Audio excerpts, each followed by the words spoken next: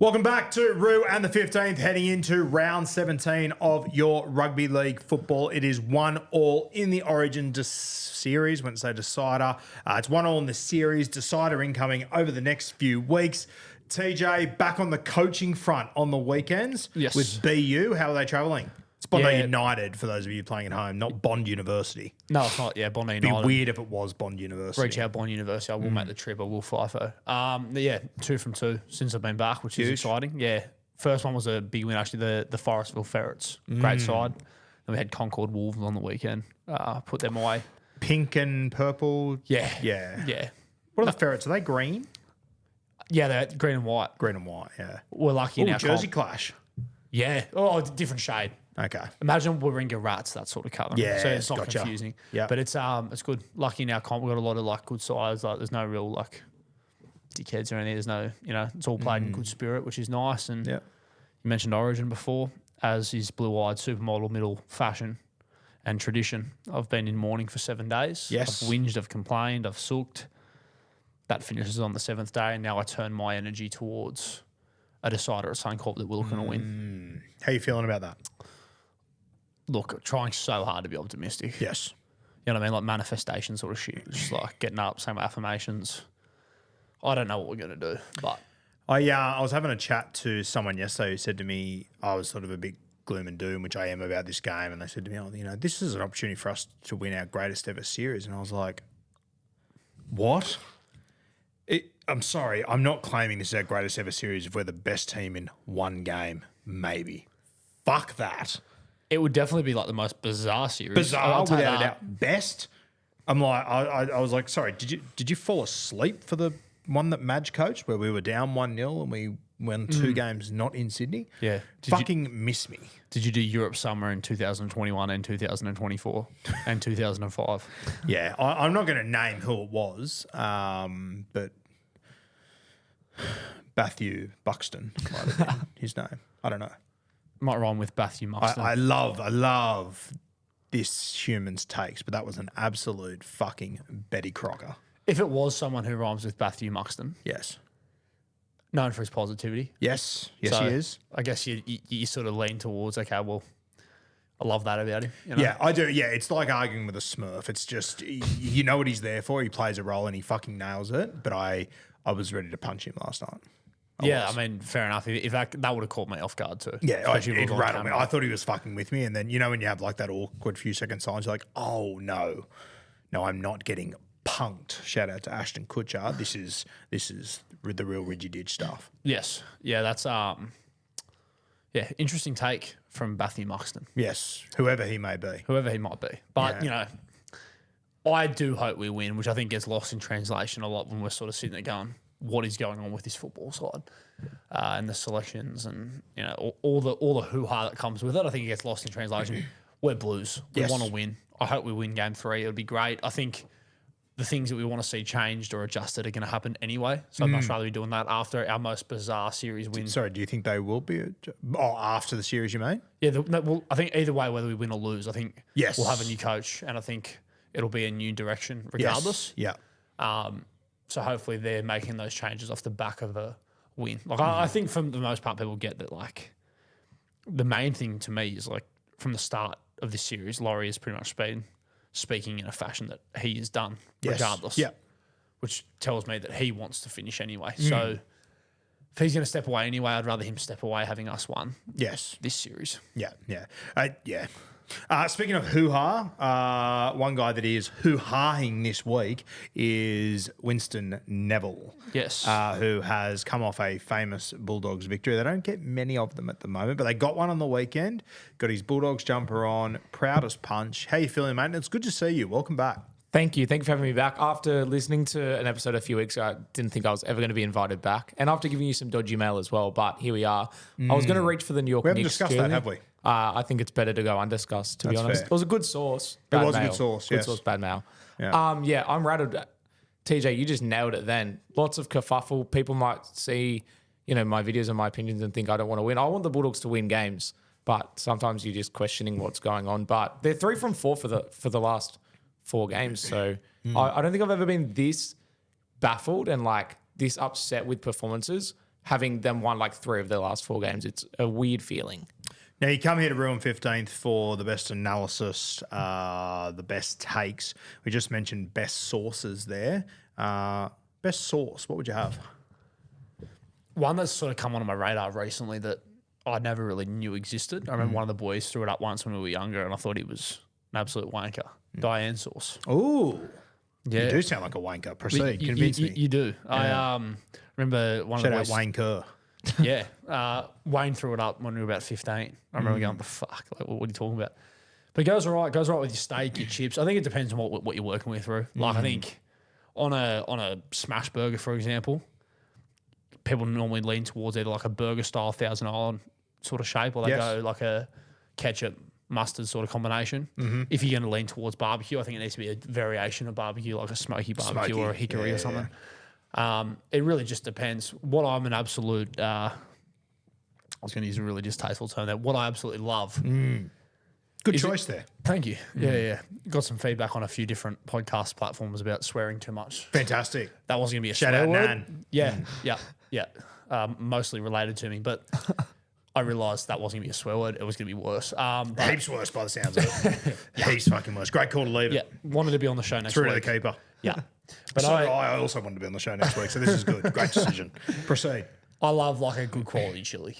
Yeah, Yeah, you know what I mean? Like it's just, I think we've spoken on this show at length before about Olay. Yes. Their sort of chili, you know what I mean? Ogalo, kind of chili that makes you want to settle down and start a family. Yes. What's yours? Well, I was about to say you were actually witness to one of my favourite sauces in the world the other day.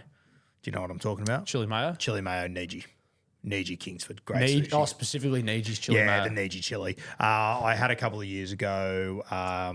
This is where it all got a little bit controversial because, you know, COVID obviously had a dramatic effect on the world. A lot of negatives came from it. I think the biggest negative was that the Niji chili mayo went from sitting on the train, the squeeze, to you have to ask for it so that people weren't touching as much, which crippled me, absolutely crippled me. So much so, my birthday in 2021, my wife, current wife, she went to Niji and stole one of the things, put it in her bag and wrapped it up and gave it to me for my birthday, which I thought was fucking outstanding. So I'm living the life, just walking to the fridge and getting my favourite chili mayo out of the fridge in one of their, it was bliss. Can you be honest with our listeners and our viewers? Yes. Did you tear up when she handed it to you? I did, yes, Yeah. I did, and I continued to tear up. And I'm also going to be completely honest with our listeners. This is a technique that you don't see very often, but when you see this technique pulled out, you know it's the real deal. The last time I used it was the knife, cut it open, and dip your last meal into the remainder at the bottom. That's how good it is. I've only used that technique once in my life, but that time I definitely fucking use it. You ever done that? No, but I'm going to now. I think That's you phenomenal. should. If it's plastic, it takes a bit of work, but this was a very soft plastic. You need a knife of consequence. You did, yeah. Bread knife. Yeah. Well, they've got our photos up on the wall at Niji now.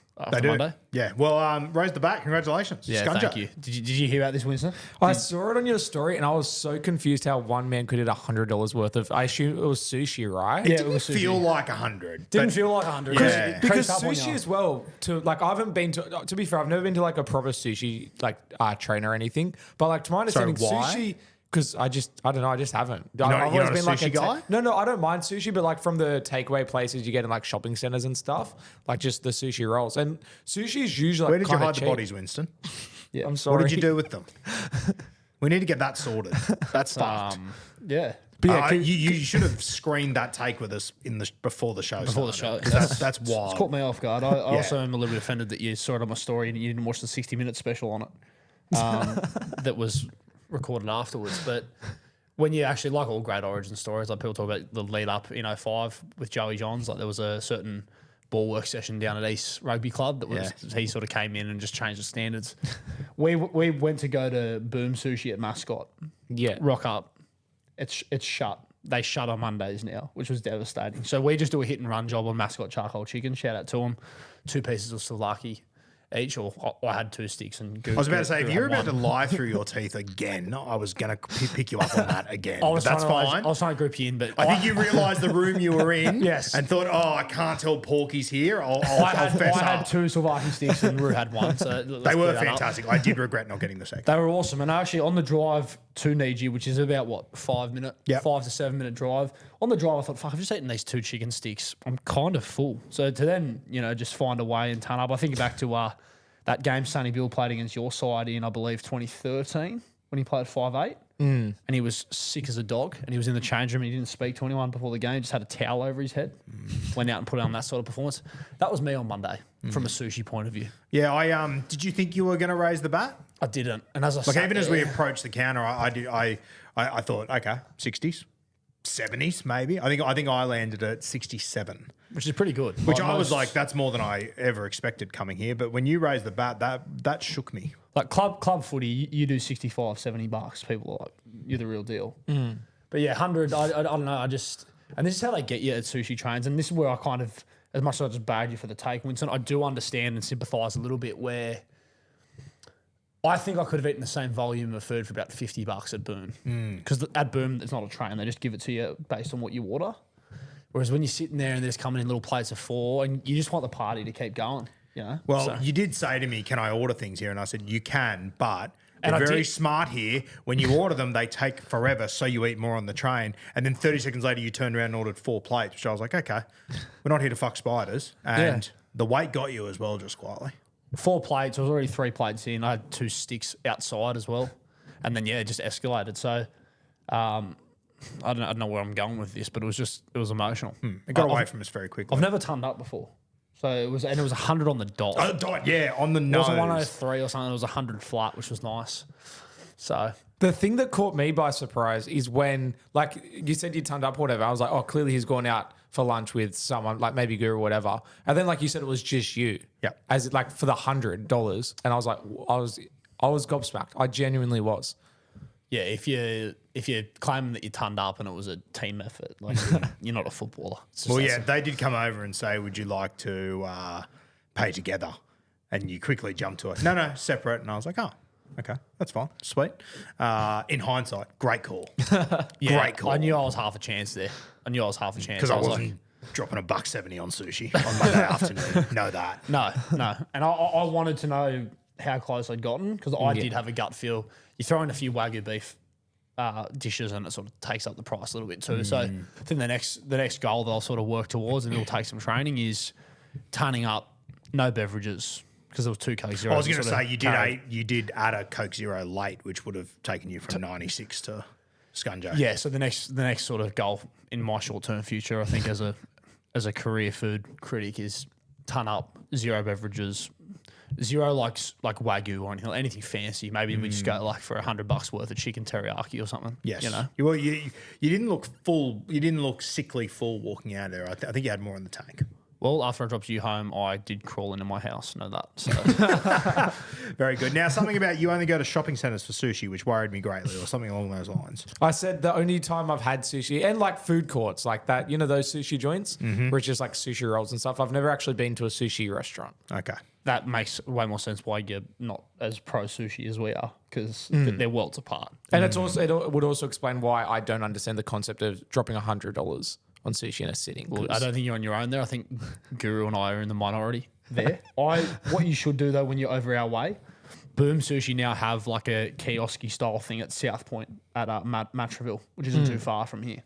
So that'll be like the upper echelon of your kiosk style, food court style sushi. So you should give them a go. Cool. I think without having a look at the Bulldogs draw, maybe when they play like the Sharks or the Dolphins or some sort of aquatic related sushi food and they get done, we have to take Winston. The Eels would actually be perfect. Yes. When do the Bulldogs play the Eels? Because We don't play them again this year. We don't play Dolphins again this year. We might play the Sharks again, potentially. okay. Maybe on your Mad Monday, we take you to Boom. Yeah. Round 27. Oh, I was going to say like prelim final dogs. fans. fantastic. Far out. My bad, my bad. Okay.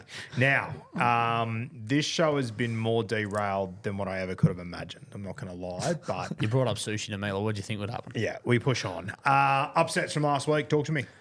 Oh, actually, before we do start, just a reminder to you guys out there, 2 a.m. Friday morning. So not Thursday night, 2 a.m. Friday morning. Me and TJ will be in the Buy Around Studios for the Jaeger 24-hour stream. We're going to be taking the 2 a.m. slot. So if you're a night owl and you're up or you want to become a night owl, come and join us. We haven't worked out what the show will look like yet, but Matty the Waterboy are with us as well. We'll be having some good fun. So obviously, we live local. We don't have children to deal with yet. So I don't know what you've got running around. Well, neither of us do. So. A few kids running around the SFS gymnasium. News to all of us. And we'll be on there at 2 a.m. So come and join us if you'd like. Obviously, raising money for a great cause. I'd argue it's the toughest carry. If it was 3 a.m., I'd be like, oh, no, sweat, I can get sleep before. 2 a.m. means I've got to wake up at 1:30. I'm like, I don't think I can do that. If I had to wake up at 2:30, I reckon I could sleep before. So I think we are taking the toughest carry. I think so. And as I explained to you before when we were talking game plan about how we approach it, like given I'm giving back to grassroots rugby league from 6:30 p.m. to 8 p.m. at Waverley Oval Synthetic on Thursday night, can't sleep beforehand. So do you guys train on the synthetic, do you? Yeah, all weather. Interesting. Still get texts from the boys years in. Is training still on tonight? Try again, kid. It's synthetic. I don't care that it's hailing. But yeah, so looking forward to that. As you said, Rue, great cause. And looking forward to, I guess, just bringing in some energy when the boys will probably need it. Yes, 100%. Yeah, the boys will need it at that time. Good news, check the World Cup schedule. No games on at that time. Awesome. Yeah. Awesome. Well, I know you're a big football guy, and you guys probably think that Guru's saying because he's not a big soccer guy, he's a massive soccer guy, and you probably want to really be able to just lock in and I would have take enjoyed notes. having a game on to watch at the time. I think we need to find some sort of live sporting event that's on at that time, whatever it is. Esports probably a safe bet. Esports, might be some ping pong, something. We need to lock into something. We'll Probably run it at Yonkers at that hour probably. Yes, yeah. We'll find something. I think the races is an easy option out. I want to find something Real niche and unique like that we can sort of be experts on. Yeah, probably like wipe Speaking out of UK or sports, something. we don't know anything about rugby league. Yes. Upsets this week. Talk to me. Two pretty big ones. Obviously, you had the Titans defeat the Panthers. I threw out on Kempy Show on Monday that I think this could be one of the most significant wins in their history to date, because you would have seen that stat. I think you brought up on the show actually that the Titans social media team put out about 13 starting guys, 13 debutants. When you take that into account, you take in the fact that one of their captains, or their main captain, Tino, also missing from that game, to actually stay in the fight and get it done. And for their young seven, who you'd assume is the future there, if you had any doubts beforehand, no, he is now. Is there a more Gold Coast name than Zane? I'm not sure if there is. I think he could have spelt it a bit better. Yeah. It's pretty meat and potatoes for your Zane spelling. Would you want an I in there somewhere? Or Like an I or a Y. double A maybe? Z-A-I-Y-N-E would be nice. Yeah. But that's even if you leave the E out, but you go a few other like a IY or something. Okay. Thrown in I there, can get around that. Yep. But that's he's obviously got a long career, and you don't play your most complete football as a half till 26, 27. I'm seeing a few companies now use the letter X and say it like Z, Okay. which is another one. I think there's a company Zero that I noticed the other day. It's Xero. Yeah. Maybe like that sort of approach would be wild. Yeah, that to me speaks more like American esports style spelling than Yeah, rugby that's fair. league, though. You know what I mean? Like rugby league, I think in terms of rugby league names, you want to eyeball it and you know what it is, but there's a Y or an I or something. That's unnecessary. Yes. Yeah. But, Zane led them to victory, had some massive plays. I think, obviously, the field goal, he made it look quite easy relative to some of the other games we saw on the weekend. That play, though, where he set up Phil Sami, where he jumps down the short side on the last tackle, they're in good ball. No worries. I'll just run from dummy half and throw a cutout. All good. Did you see the bit of content that the Titans uploaded today? It was a try from like 15 years ago that was almost exactly the same. They got tackled in essentially the exact same spot. They went down the short side. It was a cutout ball to that winger. It was essentially the play all over again. Very cool. It's on my Instagram story. Go and check it out. Next game. Next game was Bulldogs defeat Manly. So that was obviously quite an upset. Wins your Bulldogs. Talk to me. What do you think? 1 minute into the game, seeing Stephen Crichton take a kick and realising, oh my goodness, Stephen Crichton is at 5'8". All the rumours are true. Matt Burnham's at centre. We're about to get pumped. That was my initial thoughts. I thought they scrambled really well in defense. I feel like we still got caught out defensively in terms of like the initial line break, but then just their scramble to cover it. The attack just still wasn't near good enough, but I think they defended their way to victory. And obviously in the moment where somebody had to step up, Manly just missed 3 conversions, missed the field goals. Fogarty had a shocker, and then we had the guy that was able to step up and ice it. So it was nice to get the win. Really need to go back to back, Winst. Just good performances.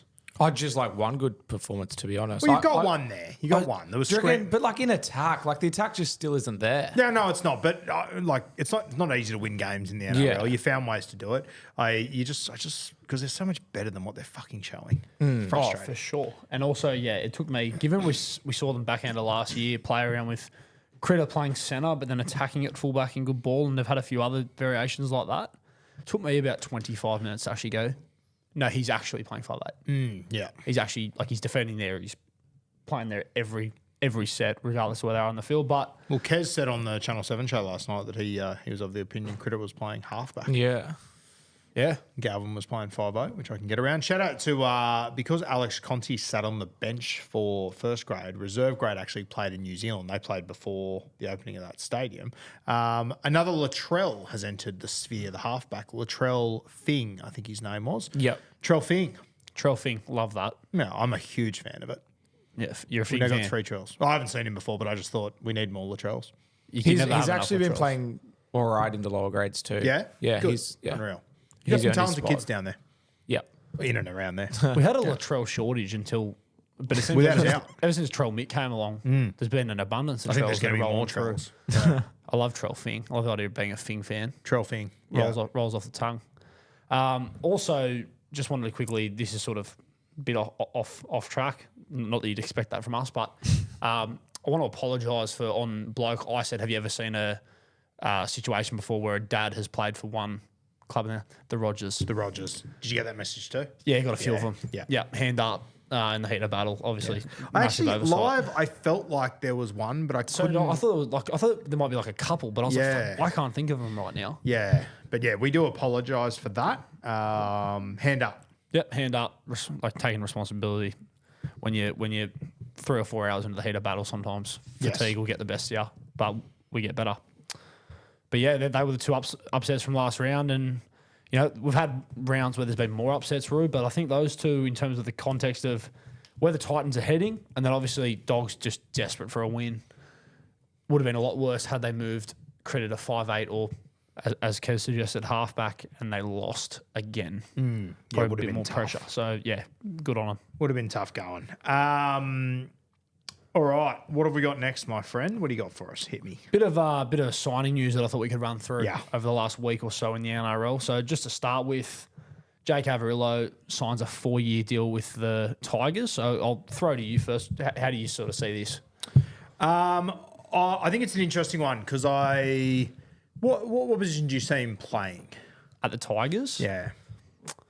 I look at Stafford Toa, who's obviously just signed elsewhere. I'm Yep. thinking, is he coming in to play centre? You know, like I assume he's going in there to fight for a centre spot. Is how I see it. Yeah, okay. And then once Jerome Luai goes, do you think is Jake Averillo the 5'8" there? Like, I'm not sure how it's working over there with, you got Latu, you've obviously got the young fella that got man of the match in the under-19s last year. I'm shooting a blank on his name. Big, tall, rangy 5'8", Javen Andrews, who's doing good things there. Yeah, I just think it'd be interesting to see where he actually ends up playing because I've heard that they are looking at him as potentially the next 5'8", which I just think is an interesting one. Well, what's interesting with Latu? Latu's had such big raps on him for such a long time, He has, but he hasn't really delivered there, in my opinion. which is fair. Yeah. yeah. I also don't think he's been given it a heap of opportunity with the. That's fair. It'll be interesting if he comes in. So like the way they're using Twile now, I know he's been out, but you got Dewey there now, who again he's been out, but when they are there, the control that those 2 sort of give them. Yep. If Latu was to then come in and play off the back of that, would that change things? We've only really seen him get a shot in the NRL with a struggling Yes. Tigers side. Very fair. But yeah, I think Jake's a good signing regardless. My main observation with this one though, Roo, and it's funny with the Dolphins, where they're at now, we forget where they were at when they started. He was essentially, I think you could have made an argument outside of the aging forward packs, of forwards that they signed to their pack at the time from Melbourne, Yep. he was probably their biggest signing. He was probably the one I was most excited about. I know in hindsight people say, "Oh, Hamiso," and all, but like there wasn't like no one had, well, not many people had Hamiso tipped to be a superstar. I think Avrilo was the one that we were all like, we've seen this potential. It just hasn't quite put it together yet. He was probably the one I was most excited Watching about. Izzy Katoa and watching Hammer now, obviously that sounds ridiculous, but if you go back and read articles from the start of 2023, Yes. the story around the Dolphins was they don't have a marquee guy. Hammer was a bench utility for the Cowboys. Yep. And Katoa was still at Barker College, tearing Waverley, a new arsehole. So the way they've developed has been crazy. But you look at, I think the Averillo signing with the Tigers sort of speaks to where the Dolphins' depth is at, because that main guy now is, they're happy to let him go, and they've still got like, is it Nafahu? Yep. Nafahu's still there. Yep. Sitting there in the depth, and he'll obviously take over from. So the other thing that this suggests to me as well is that if we didn't know this already, Bo Stocky's a centre moving forward. Yeah, I think that's been their plan. Locks him in there, which is exciting. I love watching him play there. But yeah, congrats to Averillo. Look forward to seeing him in the new colours. Next one, pretty surprising to me when I read this, but Ben Hunt signing a year extension. This to me, when there was rumours that he would retire after the grand final last year, or potentially would retire at the end of the grand final last year, this screams to me that there's massive concerns around the Broncos. Yeah, why? What do you mean? Well, you got Jonah Pezzett coming up there. Yep. They've also re-signed Tom Duffy through to the end of 2028. Signing Ben Hunt again. Like, you've obviously got Billy Walters there who's injured. You've got Corey Pakes there. Like, what are you signing him for if not, we need an experienced half still in the building? Yeah, I mean, with Adam Reynolds retiring, I think they're a club that probably can't afford to lose too much more experience. So no, but he's also, like, as I said, the general yarn at the end of last year, Renault's playing next year. Yeah, rumours that Ben Hunt might be done. I think had this year gone how most people expected it to go, where Broncos are at least around somewhere between 8th and 4th. Yep. I don't think that they're trying to get him to play on necessarily. I reckon it wouldn't shock me if there's been a fair bit of convincing done from the Broncos end to keep him playing. Yeah, no, I can make sense of that. I think, yes. And I think the Broncos are going to need him next year. I think it is going to be an important one, because I think that, and to be honest with you, I think it's more so the hooker position. Right. That's their concern. I think they have a lot of halves up there that they can use. We'll get to Tom Duffy soon, but I like what he's doing at the moment. I think it'll be in the hooker position, because I don't think anyone's really owned that jersey. I'm not sure what Billy Walters' contract situation is, whether he's there next year. I hope he is, because I think he's a guy that it's actually wild how much I think they've missed Billy Walters. Oh, crazy. I saw a reel that popped up on my Phone? my algorithm. Yeah. Yeah. And it was this like emotional lovey reel, but it was about Billy Walters. Where I was like, I just hope that Billy Walters is getting the love he deserves. I think he is that point of difference that they've been missing, and I could see them say potentially starting Ben Hunt, bringing Walters off the bench, or vice versa. But then, like, they were pretty happy with Corey Pakes until the whole side has sort of struggled. And I do agree with the idea that they need more creativity around 9. But it's gonna be an interesting watch, and I still think that there's a world that they need him to end up playing 7 again next year. Okay.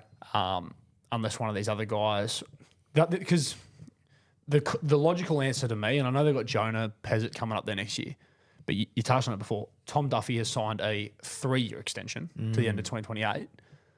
Or is that a 2-year extension? 2-year. However the maths works out, sorry. It's been a while. But the logical explanation to me would be he comes in, Tim and Ezra. But we saw the other week when they were struggling and getting well beaten, and they take Duffy off. He's not getting an opportunity to learn those lessons there. Like, that suggests to me that they're still not sure whether it's him, whether it's Pezzett. Walters is end of 2028 as well. Okay. So he'll be back. Yeah. And I think they'll miss. But yeah, it makes more sense to me that they use Hunt as a 9 or 14. But the main thing to me that's most interesting about that Guru is like if you had got me to sort of bet on it or predicted it at the start of the year, I would have been like he's a moral to retire at the end of the year. Yep. So interesting one to watch there. I think it's interesting with Tom Duffy as well. Like you've always got this halfback race where I think when he signed Jonah Pizzette, everyone thought he'd definitely get first crack. I don't think it's quite the situation now, but I also like regardless of who it is, when Duffy first went to the club and when Jonah signed, like I think their thought process would have been okay, and get to play behind the greatest front rower the game's ever seen. It's been completely flipped on its head now. Becomes a very tough task all of a sudden for me anyway. Yeah, and even like I agree that they're going to need the experience, and it's always going to be valuable having someone like Ben Hunt in your building. But yeah, even though Payne Haas is so young, he brings a wealth of experience. Yes, and that alpha, like you said, front football, just being competitive. So it's going to be an interesting watch next year. I mean, Billy Walters, like I said, will add a lot in. The way they're using Willison at the moment too, like we've seen them when they've been sport for choice with their pack, they use him like a back rower. He's obviously they're trying to get him to try his best to replace Payne. I think that's when he's at his best personally through the middle. I think agree. him playing edge is more of a reflection on how poor their depth edge is rather than him as an edge player. I agree. But I also think like... Because for a side that won a premiership a year ago, the luck, and even last year, when you go below Ricky and Piakura, the lack of depth is insane. It is insane. But like, I think the thing that's going to be interesting, I think a lot of pressure falls on Willison's shoulders next year because the idea of him being a front rower with, say, like Haas and Carrigan, and all of a sudden he's the guy in the 8 jersey. Yep. It's a bit different. But also, this side about Willison, I think so far in his career, he has responded to every big task he's had put in front of him. Like I thought the back end of last season, he was enormous, and I just didn't think he would be able to have those performances in him. So I'm excited to see what he does up there. But I mean, you really are. You're singing a song after Elvis.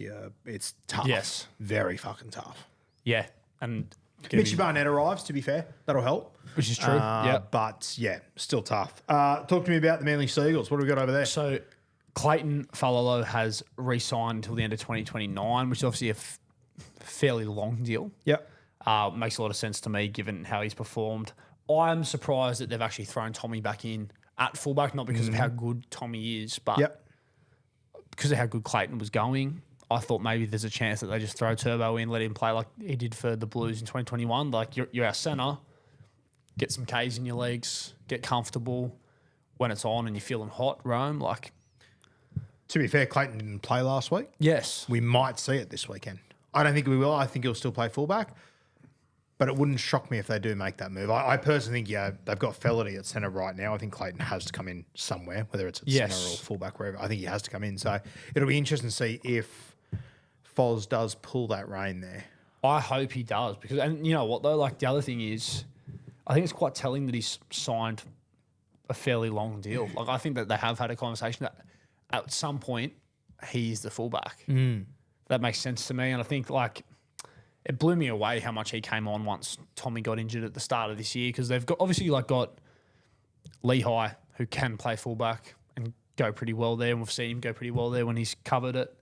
Tolu as well, but Clayton seems like he's the guy. Garrick as well. Garrick, who obviously they're going to lose, but they've got options there. And when Clayton was there initially, I sort of thought, I thought they would have gone for a Tolu or something like that, and that was always the default. But I think that's a combination of, I think Tolu's adamant he wants to be a centre. Yeah. I think it's interesting with Turbo as well. Like, I think he's playing for an Origin jersey this week. I think he's going to have to do a lot to get one, but I think it's possible for him to get one. I wonder, do you think he's more chance at getting an Origin jersey at fullback or at right centre? I think the way he plays, it's a really weird one, and this will sound really rugby league and dribbly, but I think he's more of a chance of getting a centre spot in Origin playing fullback at club, because by default, he's more on ball and he's more active.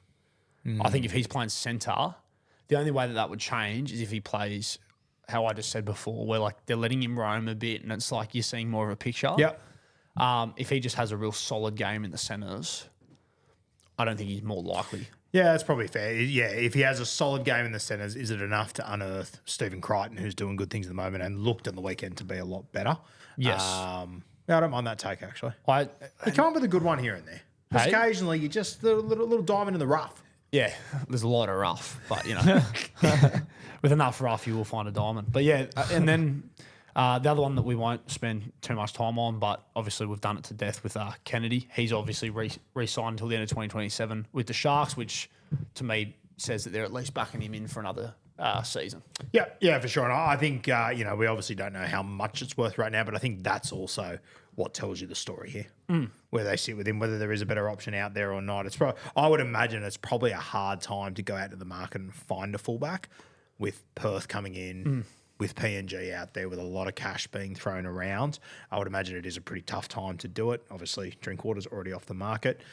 But fuck, imagine if they would have got Drinky there. Yeah. I think that if I'm them, if anyone was going to fix Drinky's defence, I'd be backing in the best defensive assistant coach that we've seen in a long time, being Craig Fitzgibbon. Of course, yeah. The other one I think might interest Cronulla, and I'm sorry he winced, but I wonder if Matty Burton could interest Cronulla. I wonder if there's a world where... As a fullback. Maybe as a fullback, maybe moving Nico back to fullback. Yeah, I don't know. I just maybe there's not. I don't think there's not many fullbacks out there right now that I think they could get their paws on to get to there. So I just wonder if you do get a little bit creative there. I mean, they've also just lost a centre, haven't they, Ramian? Yeah. So and a winger. Yeah. So, but whether Birdo wants to, they've lost an edge actually. Realistically, to your point though, like now that Burton's gone to centre, and like I don't know where Burton's head at, but I would imagine that if there's a club willing to offer 800K plus for him to play 6, he'll move there. And he literally lives in Cronulla. Like Perth's another story because he'd have to move his young family to Perth. Yep. Where if it was Cronulla and it's 800K to play 5'8", if it was to play centre, I don't think he'd do it because he can play centre at the Dogs. It maybe once again money could come into it because I don't think Dogs are going to be paying him 800K to play centre. Yep. But if it's good money to play 6, and I am assuming he, wants to play in the halves. Like he's now been moved to centre at the Bulldogs. Gus Gould sort of spoke on it where it seemed inevitable that was going to be the move. As soon as Galvin came in, it seemed inevitable that was going to be the move. I won't be shocked that Burton leaves to play 6 somewhere. It could be at the Sharks. If I they have think the money. him moving to centre is writing on the wall stuff. Exactly. I also think far out. Like if you're a guy who's been good enough to be chosen in Origin, and you're a 5'8" and you see yourself as a 5'8", and they go no. We're going to move you back to centre and we're going to take our centre and put him at 5'8". I think you'd be pretty off it, understandably. So not only would it be writing on the wall, but I think you'd be pretty fucked off. Do you think he'll play for Perth, Winston? I put it this way. I think he'll leave to play halves. And I think he'll go... It's hard with Perth because he does have a young family. He has 1 or 2 young kids. So he would have to move to Perth. That's the only thing that might put him off. But I feel like if it's between earning 400, 500K to play centre at the Bulldogs or earning $1 million to play 5'8" in Perth, I think he'd go to Perth. And I wouldn't blame him. I think as well with Perth, and I 100% get what you're saying, young family, you have to move them 100%. But I think sometimes when I hear people talk about Perth, and I'm not saying you are, but I think people talk it's a fucking shithole over there. It's actually a lovely fucking city. Yeah, it's a mad spot to live. It's more but it's getting away from family. It's the travel more so as well. If you're having to fly back every couple of weeks and that sort of thing, like being away from your family. I've been Perth is a really nice place. Yes, but I just think because it's so far from your extended family, and then having to travel so much would be an issue. Yeah, I think the other hard thing is you're also playing for the Perth Bears.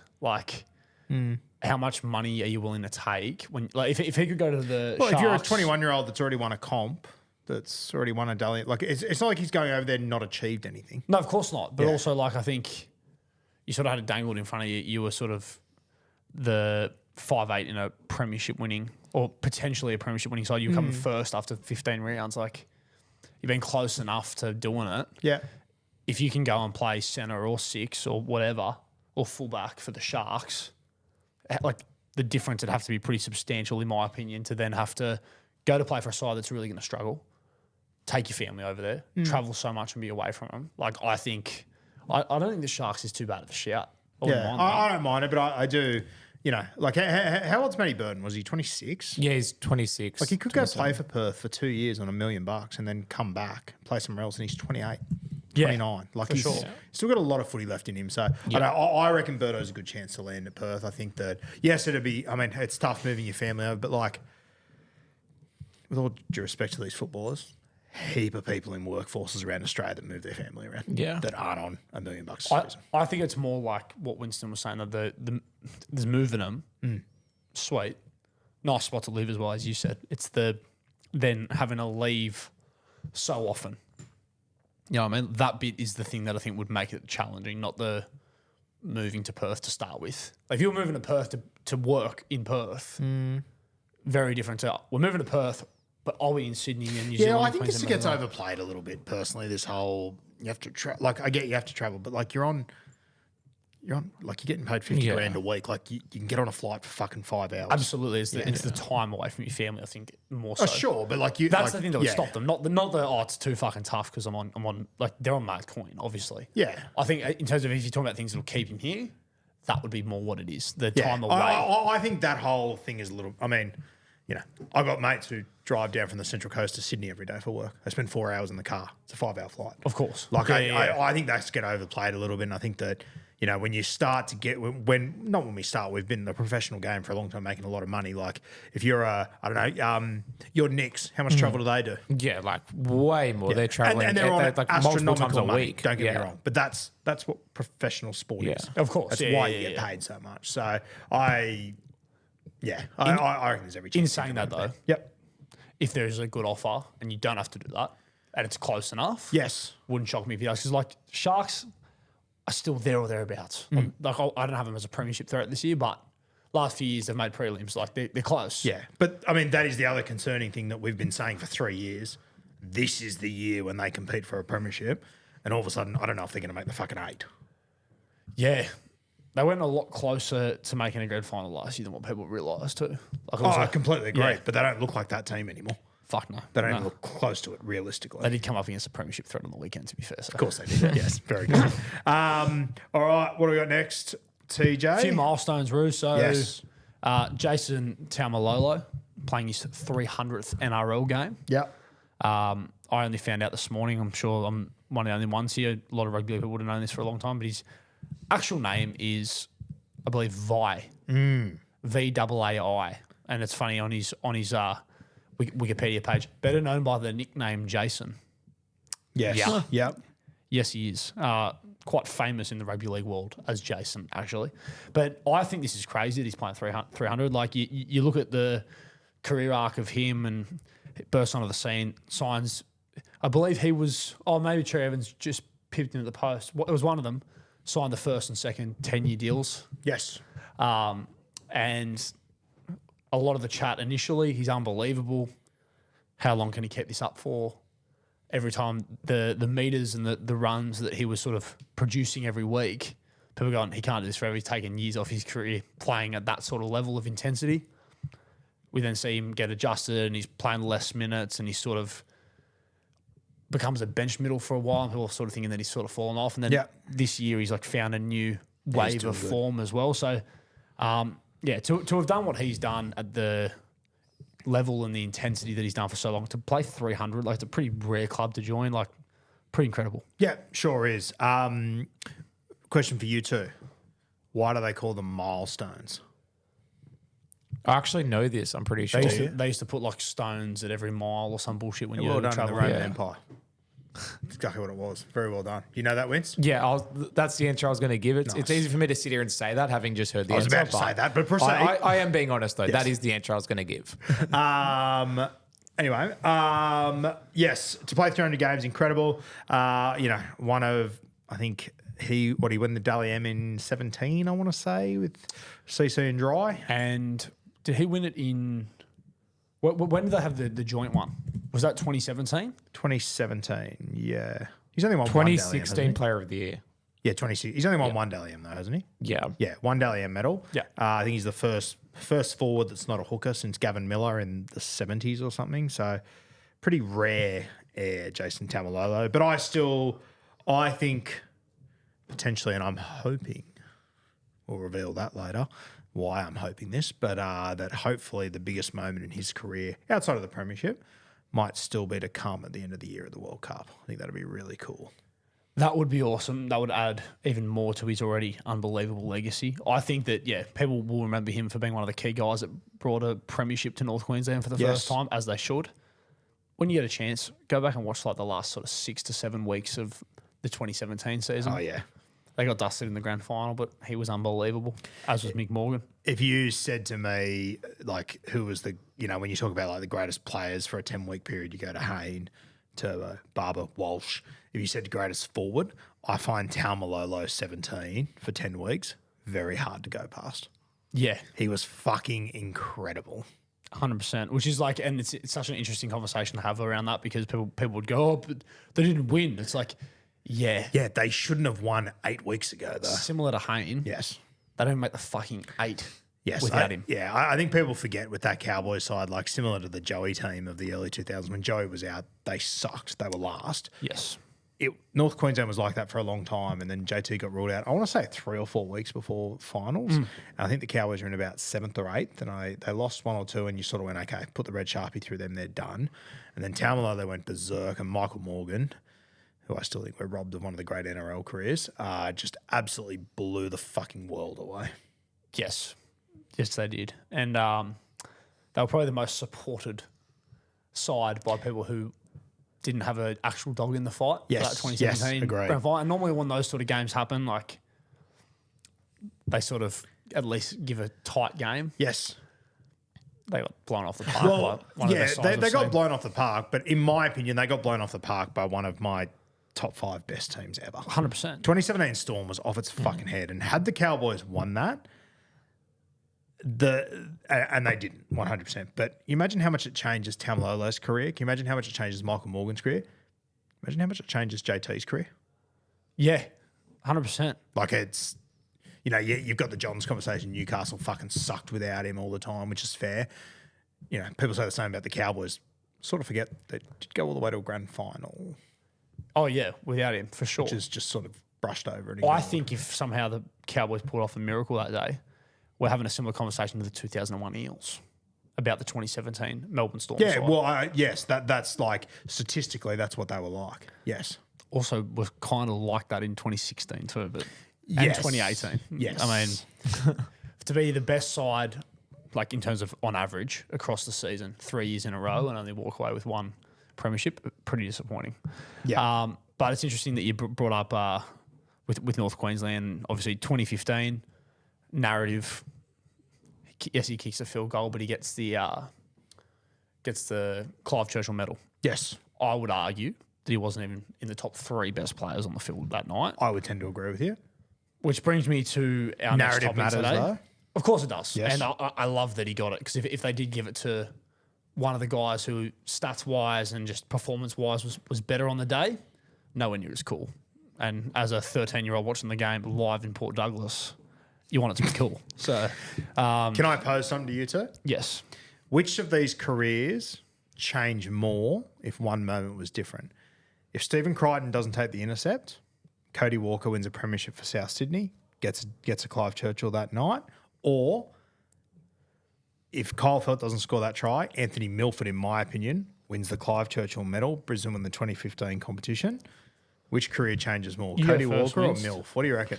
I'd lean towards Milford because I feel like post 2015, like obviously he's signed with Dolphins and whatnot, but I feel like there's that period there where he sort of just almost fell off the map a little bit. I feel where Cody Walker's still sort of hung around. Yes. And like 100% Cody Walker's is more recent, so it's easy for him to hang around. But yeah, I feel like Milford doesn't disappear if he wins that Clive. Yeah. Isn't it so funny too? Both of them coached by Wayne Bennett. So it Yeah. adds Yes. another premiership to his legacy as well. Yeah. Yeah. 2 potentially. Yeah. Potentially 2, yes. I'm so glad that you brought that up because we were sitting on the Bloke Show on Monday and you bring up that Moses Mbai is still playing Q Cup. Yes.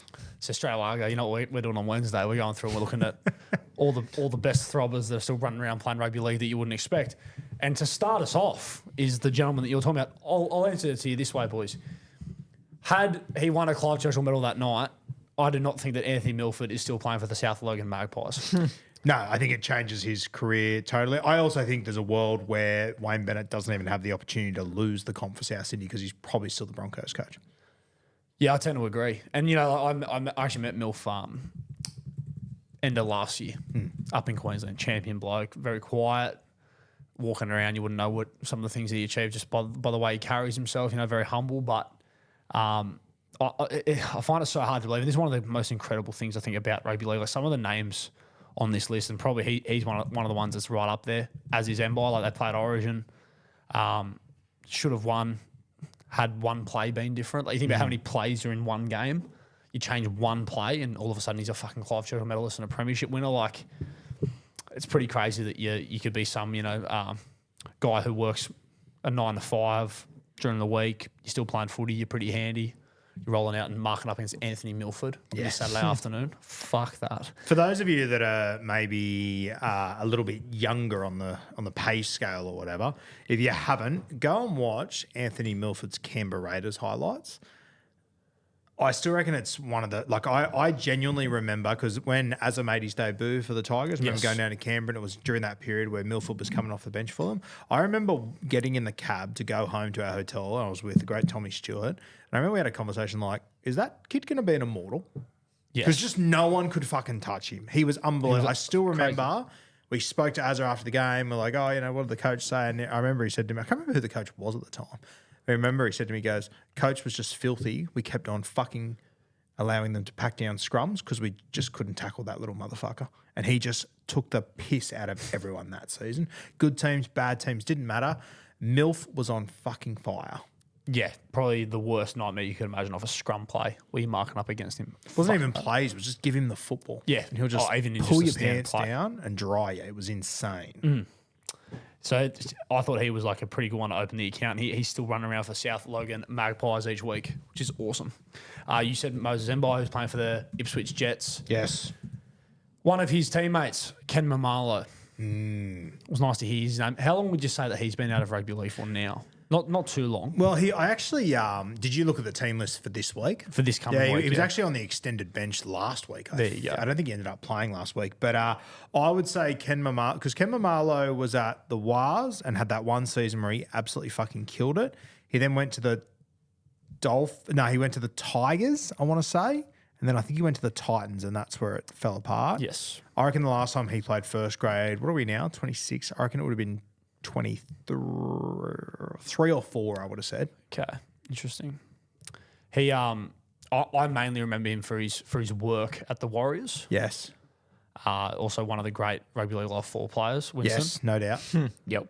So he last played in 2023 in terms of NRL. It says here on his wiki page. Don't know how accurate that is. Did he get a game for the Titans at all? Yeah, he definitely played for it because he was a mid-season swap, I think. Definitely played NRL for the Titans. I'm pretty sure he did, yeah. Okay, so he's been out for a couple of years, but yeah, he's still getting around outside. Did he play for the Tigers?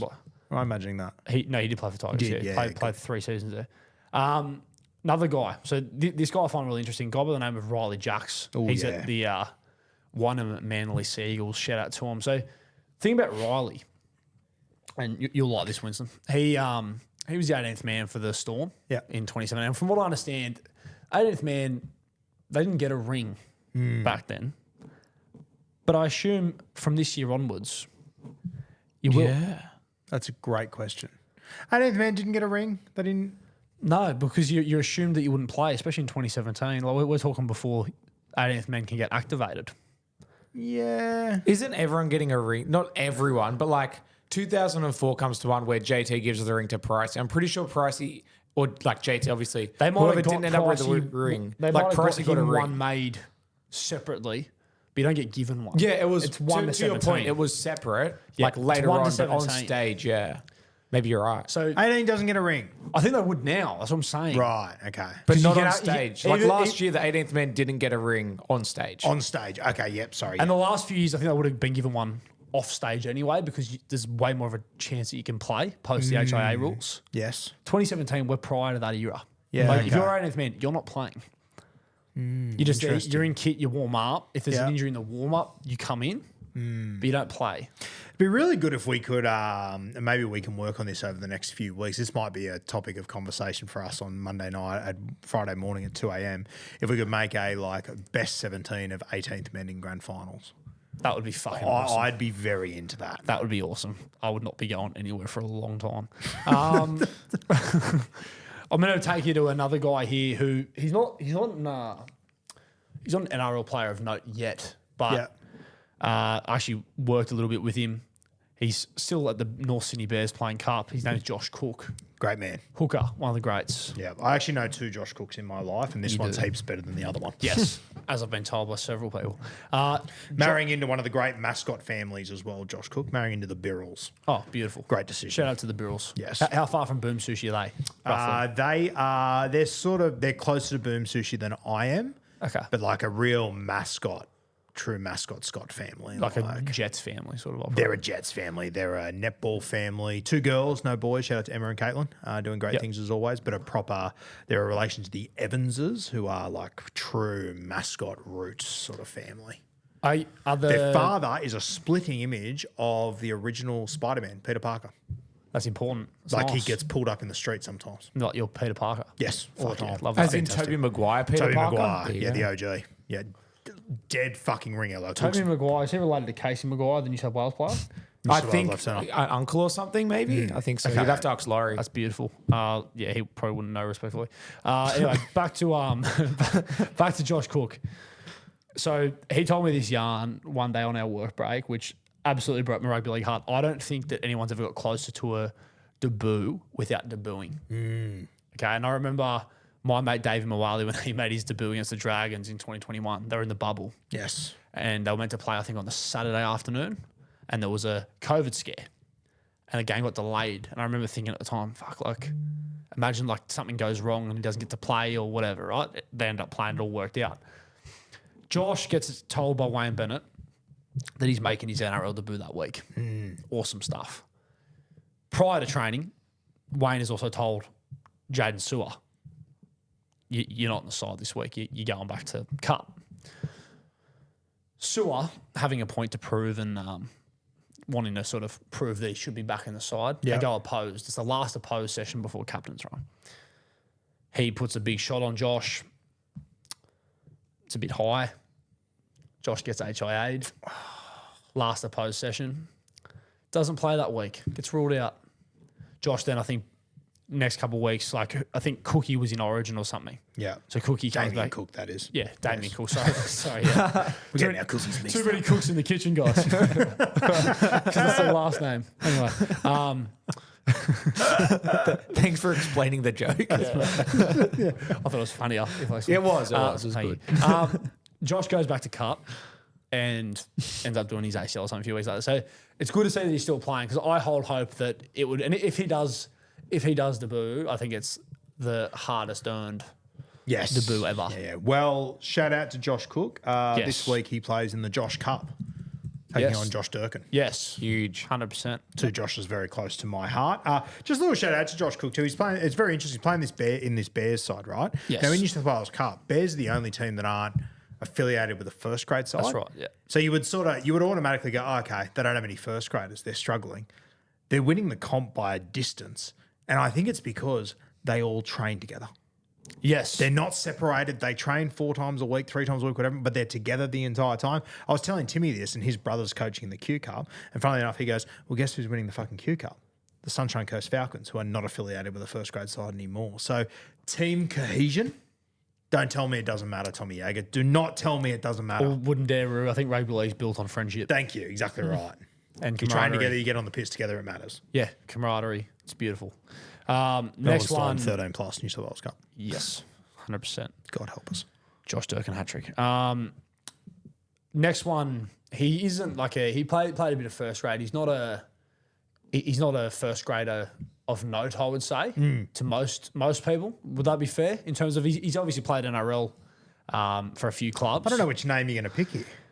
So, for some people in this room, Ah, yes. he's a very, very, very, very, very established NRL player that you could probably do a guess who on Yes. within 4 hours. Correct. Or at least young Winston over there, son of Future sports immortal bar Brad in Abbey. Kingsford. Yes, future immortal Brad Abbey. Still getting around for the Mounties. I remember you said something about, I think on Vibe you said the Mounties. Yes. When we were blowing Felt up about like how long it Mounties, took. yeah. Yeah, felt Mounties-y. Good play, And Brad it Abbey. was. Good play. Could play. Yeah. Roosters legend. Michael Cheekham is running around for North Ryde Hawks in Massey. Michael Cheekham, I would put him up as one of the immortals of Toyota Cup. Of that football, if you said to me, who's your best back rower out of Toyota Cup, I would say Michael Cheekham. At the time, playing for the Raiders, he's another one that I was like, probably could be an immortal at this rate. Did he come through as a centre mainly or a back rower? Centre, back row, he could sort of do both, but whatever jersey he had on, common trend, couldn't be fucking tackled. Was unbelievable. Yes. Would offload at will. Had a couple of really good moments in the NRL. A try and golden point, I think, comes to mind. We're from around about Tigers. 40 metres. That one? Yeah, very impressive. I think he did it twice in about a month at one point. He was on a real hot streak at one point. Fucking good player, Michael Cheekham. Great player. Also from the Rugby League Life 4 stock, Winston. Yes, can confirm. I literally, when you tied him to Toyota Cup, I thought you were tying him to Rugby League Live 4. Yeah, right. I thought he you was, would, yeah. and that's important. That's We have a running joke on beers and break evens that because I sit with one of my knees folded and when I'm concentrating, I rub my knee. So all the fans are like, "Oh, get a knee cam." So we call it Michael Knee Cam, Love it. which I love. That's awesome. Yeah. Well done, guys. Pure. So pure. Pure as the driven snow, as Edward Simpson would say, first of his name. Said it this morning once he finished having his tantrum on about even. Did he? An episode you can't miss, by the way. Yeah, go Very give good that a stuff. look. Also, Dean Farrow running around for the Dirty Reds. Yes. Did a lot of great work for especially the Panthers. Yep. Killed back- Jeremy back in Marshall the day. King once. Did. Yes. I was at that game right in front of me, literally killed him. I can't believe Jeremy Marshall King got up from that tackle. Yeah, let alone running amok up there.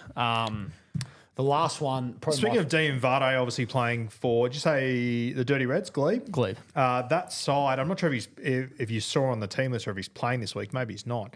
But I believe current captain of that side is another former first grader, College of Knowledge alumni as a Pelly Fine. And the great Kane Evans was playing there at the start of the year as well. Kane so a was couple of playing first there. graders getting around. Also, the last 2 years, there's been weeks where Kane's played and Napa. Yeah, Naps have been playing there as well. Naps yes. was still sort of horsing around in and out last year. Imagine that. We also, I don't know if you were there last year, but friend of the show, Josh Durkin, also donned the Glebe Dirty Reds He did. in one game last year. Yes, he did. And At Wentworth Park, was it? Yeah, had a Yeah. bit of a tough afternoon.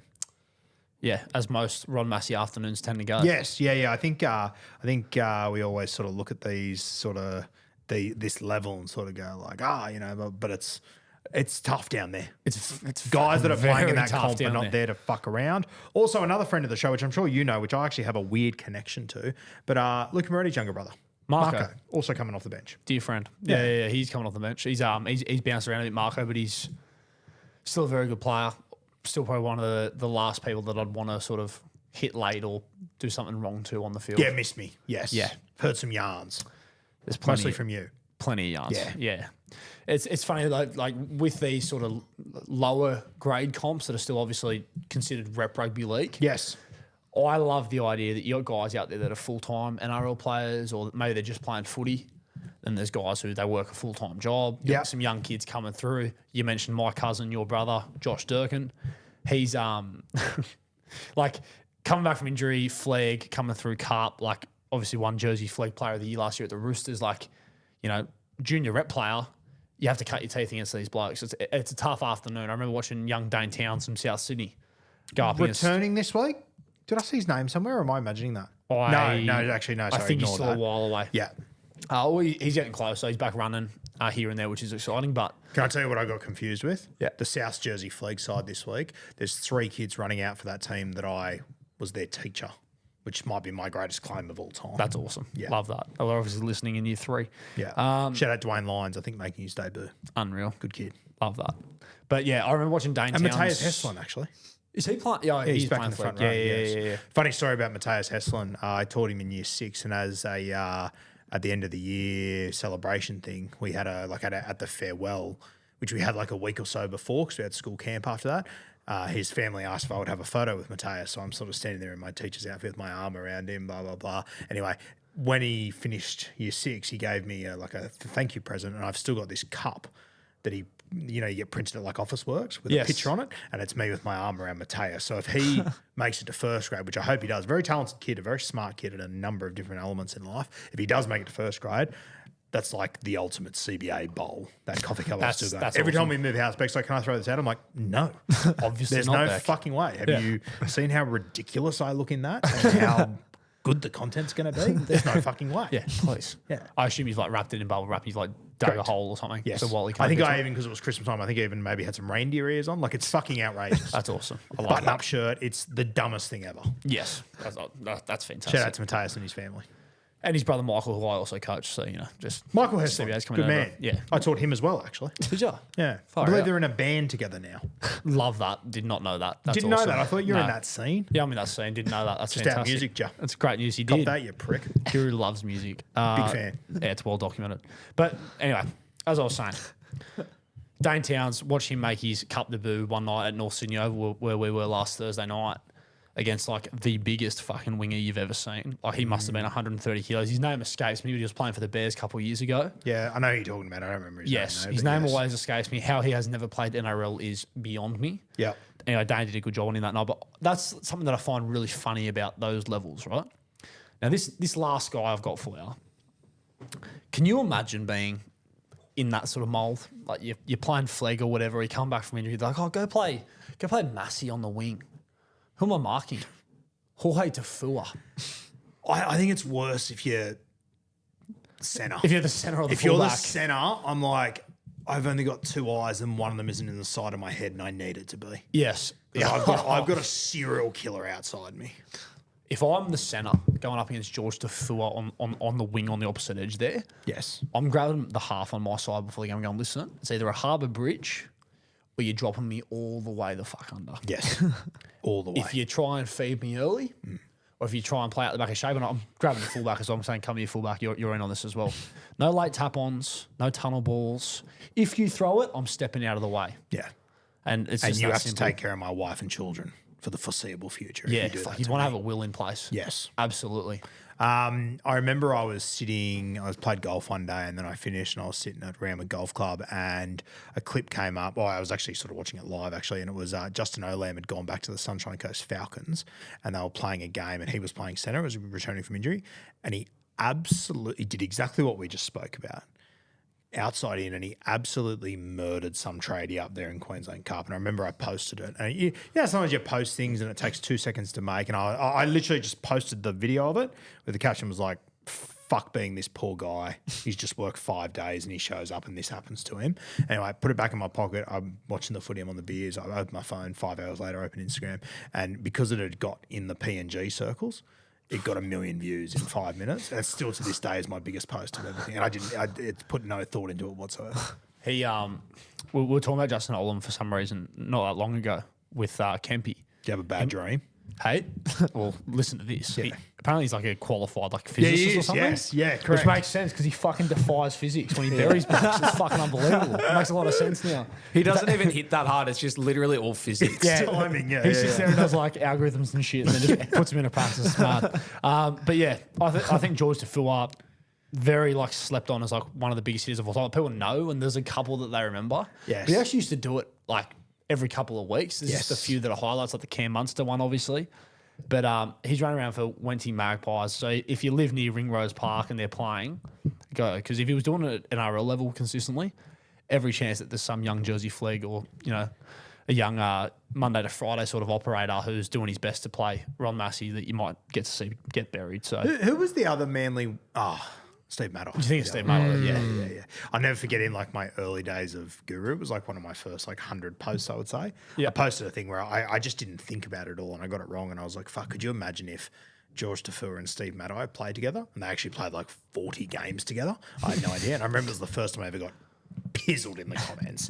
I got absolutely fucking hammered. And I was like, yeah, no, that was pretty fucking stupid. To your defence, every side that they would have played against would have only attacked the other edge. Yes. Yeah. Understandable. But yeah, last thing to wrap that up, guys. If you've made it through the sushi chart and all the other stuff in between, please reach out. I couldn't get access to the team list for Group 6 for local leagues. I want to know who's the best NRL player still running around in your local comp. Yeah. I'm talking that photo of Dave Taylor that is on my wall from last year of him getting around up in Queensland for a side up there. What's your version? Please reach out. Leave it in the comments. Text Rue, text me. I want to hear all of them. Yeah, this will be our content piece. Mark this down, Winston. Send in who is still running around in your local comp. I love, our local comp's a bit different because it's Sydney and everything, but I love when you go down and watch Lapa and Dean Witters are still running around. It's fucking hectic. It's fucking unbelievable. Yeah. Even like the idea, like Rayad's Tarsi came out and played with the Dolphins last year. And like, Yes. there's examples in the Sydney comp, like John Sutton played a game or two. Jason Clark still gets around. So that's Sydney.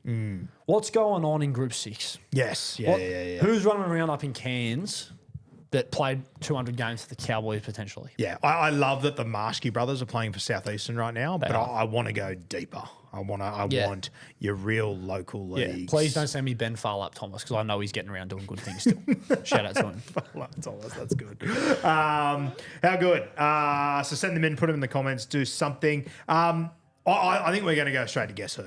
I think we're overdue. I think that the sushi chat really derailed it. I wouldn't change it for the world. Know that. But I think it derailed us. Yeah, I'm happy that we touched on me getting a ton. Let's go into Guess Who. I'm going for 2 in a row, is it? Well, it's controversial, but yeah, you're going for something in a row. Winston, it's been a few months. It's been a bit. You're probably getting close to months, I think right? Bulldogs were going so, all right last yeah. time you were here, so has been a while. Nice. Winston, 3 from 4. who wins takes from new 4 games. ball? You can take your ball. Was it my turn or your turn? You won last time, so does that mean that you take it? I guess so. Did you win last time? Yeah, 100%. Remember, it was Cat's last one. Yeah, I'm trying to remember who it was. It went Flax, then Cat. You won the Flax one because I showed you the fucking goggles. Yeah, that had nothing to do with it, but sure. I now remember. I thought it was Matt You also Moylan. seen the footage. It had everything to do with it. But I won the last one. Cat's won. It was Brown. Wasn't Rennie New, it was it New was Brown. Yes. I knew Brown, yeah. Yeah. Fuck, I should have known that. So He I does get the- running content. That's where Cat. Fuck.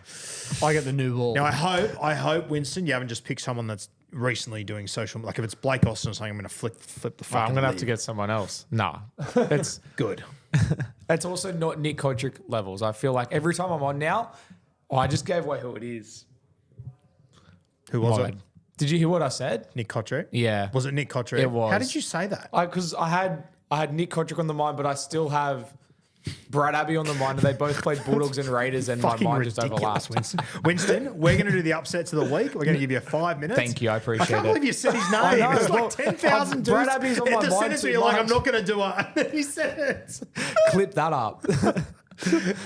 So fucking good. Go into upsets of the week. Oh my God. You know I love you, but I thought there would never be a Guess Who that was worse than Brad Abbey. That is just... Does that mean I get a point for getting it?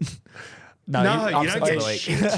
shit. My bad. If you're still involved with rugby league at home in terms of like coaching or playing, you know what that's the equivalent of? You know when you're doing like a drill where it's like a student, the dummy half passes the ball, and every now and then like some young dummy half will just dummy and just run to no one, and the coach always goes, "We're gonna be ready for it." That's what that was. Anyway, Always keep them guessing. Yeah. I like that. My bad. Jesus, Winston. That's all time. Upsets. What do we got, okay, Terry? so Eels to beat the Bunnies. I'm going yes.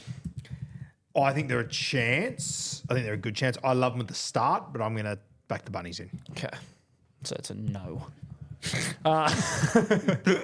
Titans to beat the Dogs. I've gone yes. I've gone no. I think Doggies will win it. Interesting. Broncos beat the Roosters. I'm actually weirdly nervous about this game, but I've gone no. Yeah, no for me. I think you give it to them. Hope so. Fluff back. Shout out to him. Warriors to beat the Dolphins. I've gone no at the moment. No, Dolphins are going to flex their muscles this weekend for me. Love that. We're flying through this a lot quicker than what Winston would like, but proceed. All good. He's in the pressure Cowboys cooker. to beat the Panthers. No. I've also gone no. Storm to beat Manly. I've gone no. I think Fosball bounces back. Yeah, I think Fosball.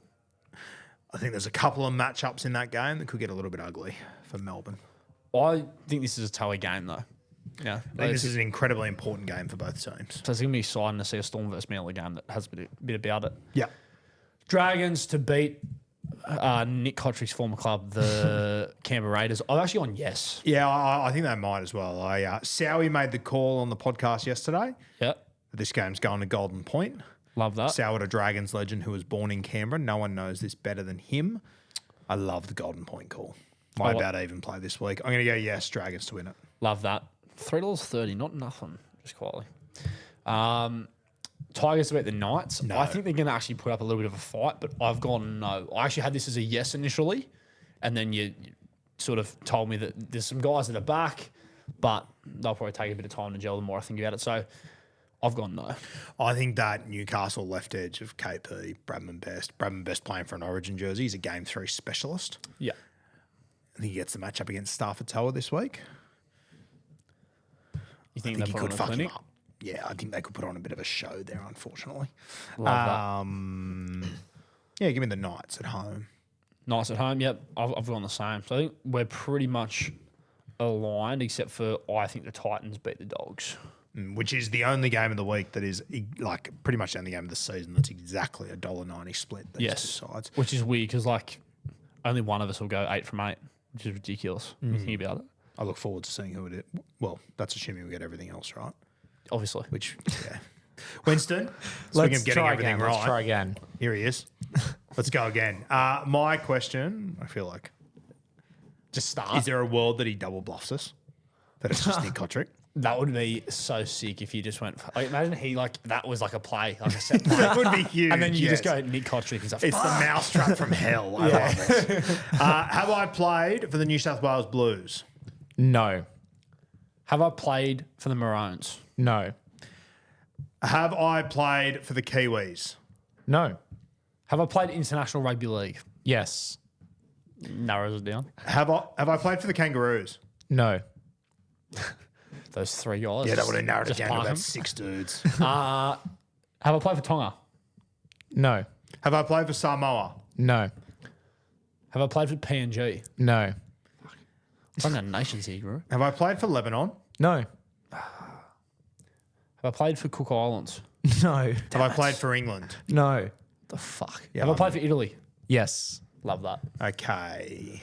Narrows it down to Okay, so he hasn't two played dudes. Origin, so that rules out one guy. Like most of them. I'll tell you what, I'm going to be really pissed if after my warning, he's just picked someone else from social media because there's 2 guys that I'm eyeballing I'm eyeballing them as well. that I think there's a chance Winston might have, but we will see. We will see.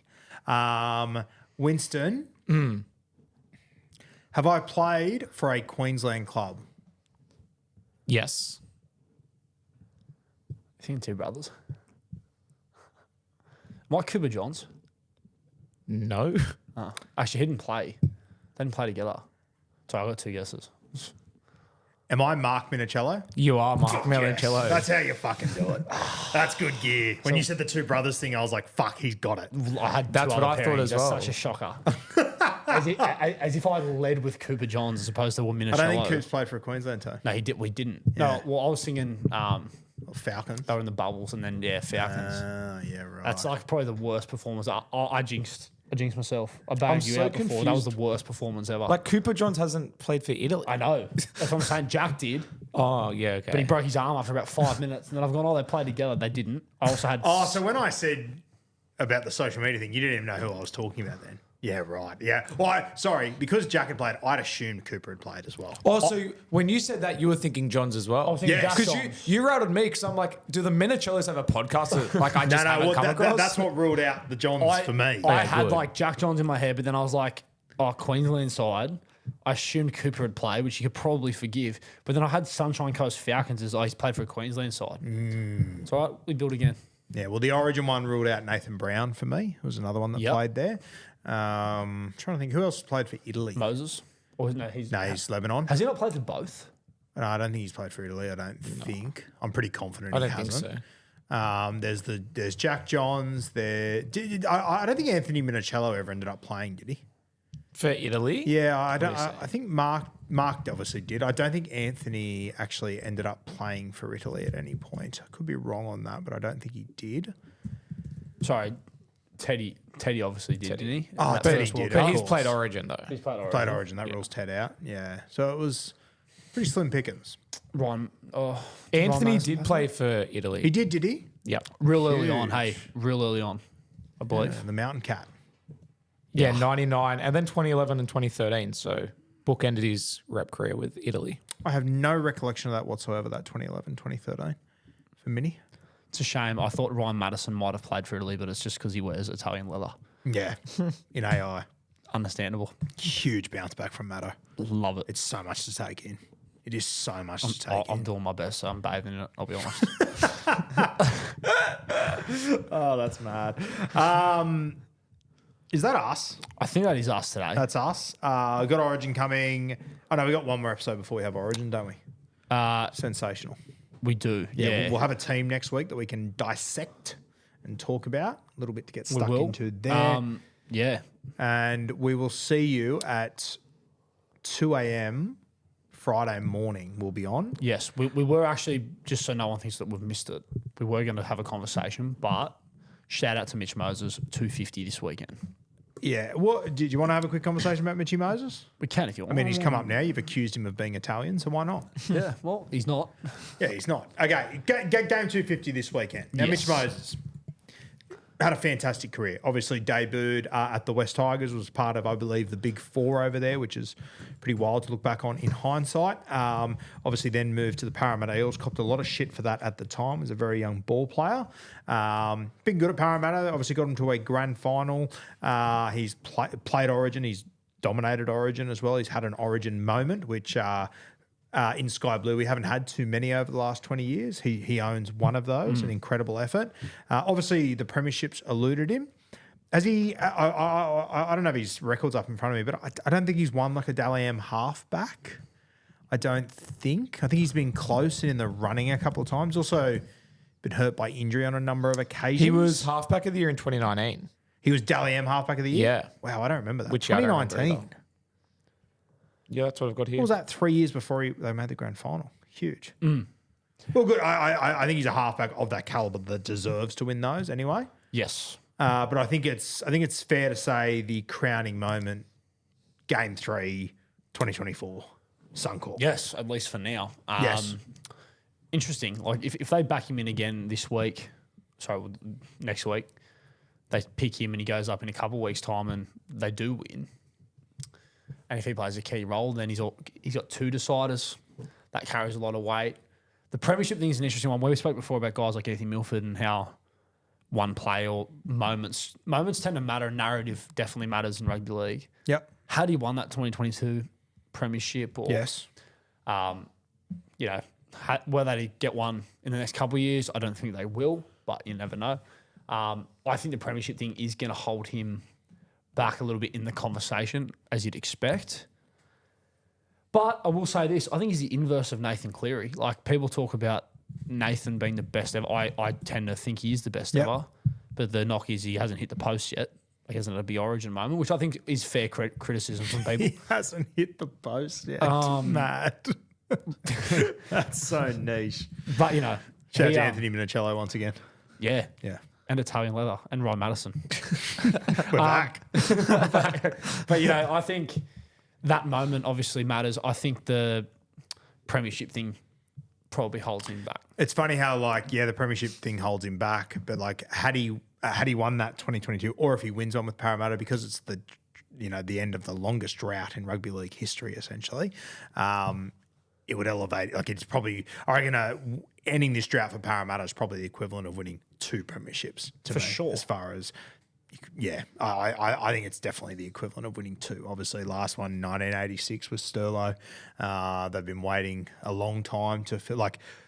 Can we go through a quick list of guys that were gonna be the next Sterlo that come to mind for you? So I think Moses, obviously. Moses was one. Timmy Smith was one. Chrissy Sando was definitely one. Yes. Jason Taylor was one. Shit. Yep. There's another name renacted. There's been a number of guys that you could put into that category over the years that were meant to step into that role, get it done. I think it's become a bit of a cursed jersey, dare I say. I think that's fair. Was there a Chris Keating at one stage who came to the club that they were? A Mortimer. Morts went there. He was very hyped Daniel at one Mortimer. point. Funny story, we obviously always talk about Tim Smith. Yes. When I did that walk in Magic Round, there was this one dude who we were with, and he sort of looked like a guy who had played footy. Yeah. Champion guy. But he said he lives in Melbourne now. I'm walking all day, I'm like, fuck, he definitely played rugby league, but I didn't recognise his face or whatever, and got home and saw some of the posts and so I was like, fuck, it's Tim Smith. That was the GOAT. Yeah. Didn't even get a chance to rugby league go down on him. He would have let your rugby league go down. You know he's Josh's water boy. get fucked. He's really. the trainer for Josh's team. Yeah. That's so.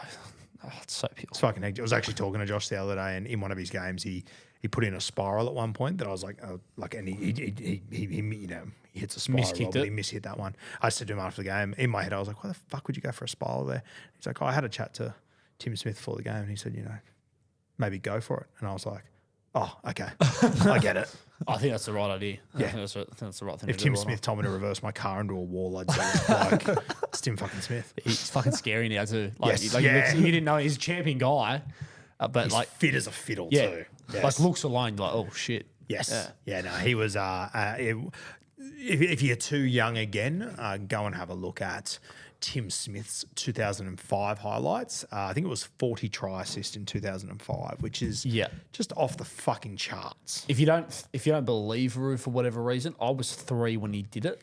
I've well acquainted myself with it since. It's fucking worth it. It Trust was me. such a good season. A weird season 05. Tigers obviously won it. They beat the Cowboys. But if you go back to the prelim final, Dragons lost to the Tigers. Benji put on a show that night at the SFS. And I believe the Cowboys, Parramatta were red fucking hot. Because of the 2001 Eels, the 05 Eels get forgotten of just how good they were. They just couldn't be stopped that season. They were absolute blockbuster football every single week. And I think they got beat 29-0 that game. I reckon we're in a season that could end up, not necessarily, but it could end up being a bit 05-y. Like Really? You've obviously got the clear front runners. Dolphins are starting to emerge as like the clear second side at the moment. I think you're going to see a Melbourne Storm side sneak in at the end. I think there'll be a few teams that are sort of, depending on where everyone ends up on the draw, like we've sort of spoken about this, but if, say, like Dolphins and Penrith at their peak at the end end up on the same side of the draw, could we see a side from sort of 3rd to 8th come through and win it? Well, the other thing that is potentially lining up, depending on how it all plays out, the really interesting thing about 2005 was that the 2004 grand finalists both missed finals, which Melbourne and Brisbane could potentially do this year, which I don't think it's happened since then. Or maybe Matty the Waterboy. Actually, no, it happened the year after that between the Tigers and the Dragons, Tigers and the Cowboys too. But Which is, respectfully to them, way more digestible yes, than heaps Roosters more and digestible. Yes, Bulldogs at the time. Yeah, not a choke hazard in any way, shape, No, or no, form. that's right. Yes. Yeah, I don't even need a glass of water. No, you're sweet. Yes, Yeah. I'm good. Yeah. But, I mean, you'd say the same about now,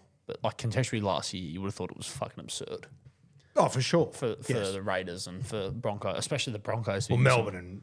Sorry, Yeah. Raiders. Yeah, you know Yes. Well, I mean, it Even is more so. crazy that the minor premiers and the grand finalists are potentially all going to miss the all eight. 3 of them, potentially. I think Storm sneak in, but yeah. I think 04. I think the Bulldogs got the minor premier. Bulldogs got the premier minor in 04. Yeah. Pretty sure. Yeah. I shouldn't be It would have pretty been sure. I them or should the be Roosters certain. without a fucking doubt. They were It one was, and two yeah, in the I'm year. certain it was us or Roosters. Put it up. Yeah, I think the Chooks. Well, was that Brad Fittler's last year? It was. I reckon it was the Roosters. Here's a nerdy one for you. I reckon the Roosters were presented the JJ Gilton and Shield at the SFS against the Parramatta Eels in the last round of the season. Roosters were the Yeah, minor it was premiers Yeah. by about less than 100 for against points. They beat 73. the Parramatta Eels like 44-6 or something in the last game of the year. Is that? Am I in the ballpark at the SFS? Or am I talking shit? in the last round. I think so. Interesting. Let's have a look. I think so. Unless They beat Eels. I assume it would have been round 26. was it at the SFS? It was, Aussie Stadium 48-10. It hailed that afternoon in Bondi, and it hailed so much it looked like snow. Yeah, That's weird. It says 48-10, and then you click on it, it says 32-10 as you get in. right. Niche stuff. Craig Wing scored a few tries that day from memory. It was definitely 48-10, though, 9 tries. 9 tries. Yeah, put on a fucking show that afternoon. Nick Caddick scored the second try for the Ned Caddick, Roosters. good man. Not Nick Kotrick, but close. Shout out to noting. him. Is that us? That is us. That's us. Yeah. That's us. I hope Mitch Moses gets that premiership. It'd be a great story for a good guy.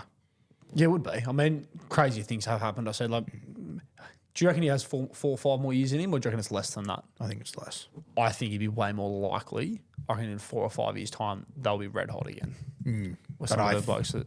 Think they might fall through once. Yeah, I don't think it's going to time overly well. Mitch Moses That's the other thing I read during the week that I think is interesting with how much faster the game is now and all that sort of stuff. If you're going to start to see guys maybe retire, it used to be like last year's been the good guys retire at 35, 36. Wonder if you might see guys start to retire at 32, 33, 34 again, just because there is going to be so much workload on the body. But then on the flip side, in 5 years' time, the game's probably going to be faster, but there's going to be less games. And then it will flip back to, you could be saying 38, 39. Potentially. Brady years. Yes, but then it could also, the other conversation we need to have is Cameron Smith's record ever going to be touched if it goes to 20 games a season? I don't think so. Well, it depends. I think it's going to be hard to get to 300 games if it goes to 20 games a season. Because he's obviously got the record for NRL games, but if you count all rugby league games ever played, yes, pretty sure Cliff Lyons is still playing. Yeah, well, if you're including Oztag games, he is still playing. He's walking and taking the piss out of probably people. rugby league as well. Probably. Yeah. Does he take the field with a walker at some point? And I don't mean like a Chris or a Ben or a Cody. I mean yes. Yeah, assistance for walking. I remember watching Cliff Lyons. Do you remember the Legends of League tournament a few years ago? Yes. I wasn't super aware of who Cliff Lyons was because obviously he was like 80s, 90s. Yes. Like I knew of him, but I hadn't seen the tape or anything. This is and worse than the sushi day. Anyway, I was watching him throw the Steedner around at that tournament. I was like, oh my goodness. And he would have been like, I don't want to make people feel old, but like he would have been old in that tournament. Yeah, and you mean like above 33? Sure. Like 50s, I'd assume. Yeah. And it looked like he could go out onto an NRL field. Genuine and kill freak. It. If I saw him run out for like the Avalon Bulldogs on Sunday, it would not shock me in the slightest. Yeah. Just such a natural footballer. Yeah, freak. Yeah, so again, just to tie a bow on the show, please send through the guys that are still playing, because I guarantee we probably will get a 50-year-old that played a lot of NRL. That's still 100% having we a run. will. Yeah, they're still running around. He's playing with his son, doing something wild. Yeah, and LeBron style. add yarn to it. Like don't make up the yarn, but if there are yarns where like the son's in the side, the grandson's probably going to play in 2 years as well. Yes. Yeah, Three if generations. we can get 3 gens. They don't even need to be NRL players. If there's 3 gens running around for your local club, let me know. I think the Hopawades could do it now. Do they have their own club? Did you see that video the other day of them all sitting at the dinner table?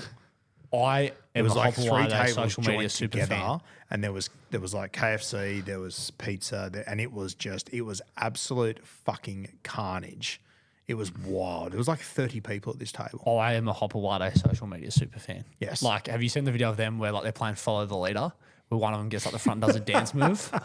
I haven't. It's like a stadium full If I've of got people. to spare 15 minutes, I'll watch it. It's like a stadium full of people in their lounge room. Like there's 30 of them. Easy. I've got a theory that we are going to get through the next. Genuinely, I think we're at least 70 years away from not having a Hopawade in the NRL or the NRLW. Because Will's kids are already like 8 and 9. Yeah. Like there's the good chance they play with Lehigh. Will's going to be a grandfather by like 42 probably. Yes, probably. Yep. Is John a great-grandfather already? Every chance. He wouldn't be he'd be a grandfather. No, he's immoral to be a grandfather. Well, he's definitely a he's grandfather. Will's the oldest. Will's the oldest. Yes. Okay. But I think Will has kids that are older than his brothers, if that makes sense. That's awesome. Yes, it's great. That's awesome. It's very, very good. Yeah, it's fantastic. Yes, it's not. That's not the equivalent. It's the equivalent of my kids being older than Josh. You know what's funny? Like we've got a pretty big family of cousins, relatively, right? Yes. Like we can make our own Oz tag team, and we have. Yes, we have. Yes. One of our cousins, I'd argue, let's say 4 of our cousins are good. I would argue that Chuck, Riley, Josh, and Will are genuinely good. Yes. Good. Imagine having a family like the Hopawades, Yeah. where you like quadruple Wouldn't be fair. the pool of talent. Yes. And you're all playing NRL and shit for fun. And I think like there's a level of like I think our family has handled ourselves and good at Heffron. I think the Hopawades could be parachuted into any Oztag game on the face of the earth and be mad. Do you reckon you walk down the hallway at the Hopawade family home and you just like meet a brother for the first time? I wouldn't rule it out. Who's an NRL player? Or an NRL player. Yeah. Don't you play for the Titans? Yeah, I'm your brother. Did you see the interview that John Hopawade did the other day where they asked him, they were like, are any of your kids better than you? And he sort of did like a weird, polite tiptoed around it and then sort of said, but none of them have the hate in them that I did. So it's me. And I was like, fuck yes. And he tried, I think he was trying to be polite to his kids early, and then he just couldn't help himself. And he was like, no, it's me. I could watch that. If the NRL, well, actually the NRL wouldn't do it because it wouldn't be in their best interest. But if there's some like billionaire out there that loves rugby league, just pay for like a full-time videographer to follow John around. Yes. I will watch it. Yeah, I will watch it. Like every few months, Tom and Eddie dip into what John's been up to, and it never disappoints. It never disappoints. Did you see when he left court last year? And he's walking away, then chasing him with like the mic and that? Yeah. It's the best. It's the fucking best. You know what? In our chat where we declared Ricky Stewart as rugby league, John was really slept on. Yeah. We're like, oh, Ricky had a kid that played NRL. John's like, I had some kids that didn't play NRL. It was weird. Please. Yeah. It was weird. Wild. Yeah, that would be weird if you are a Hopewada that doesn't play NRL. You would feel a bit like what's doing. What's doing. Yeah. Yeah. Yeah. Anyway, shout out to Hopewades. Yeah. And maybe, given you've got so many NRL, like maybe you start pumping out a few physios and things like that just to keep costs down. Yes. Keep it in-house. It'll be interesting in like 70 years, the content creators of the time will probably be able to make a Hopewade best 13. Like you give it a nudge now. You could shit in for a 13 now. I think we're a couple of years away from having like a top 30 plus. 6-man bench. Like guys on development contracts and shit. You know what I mean? Like, yeah. Fucking fantastic. That's us. We're done. we are done. Last thing I will say, I want there to be a Hopewade. Their only job is to do tape on the other Hopewades. We'll see you next week.